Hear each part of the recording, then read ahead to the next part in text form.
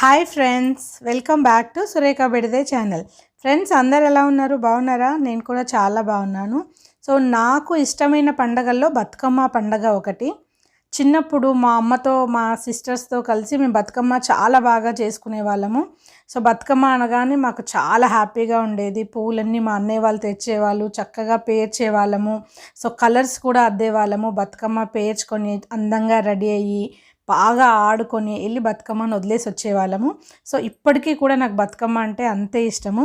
So ఈ సంవత్సరం నేను బతుకమ్మ పండుగను ఎలా సెలబ్రేట్ చేసుకున్నాను ఆల్రెడీ ఒక వీడియో నేను అప్లోడ్ చేశాను. అది ట్యాంక్ బండ్ పైన ఎలా చేసుకున్నాం అనేది, ఇది ఇంటి దగ్గర నేను బతుకమ్మ సెలబ్రేషన్స్ ఎలా చేసుకున్నా అనేది ఈ వీడియోలో చూడండి. చూసిన తర్వాత నేను మళ్ళీ మాట్లాడతాను, ఓకేనా?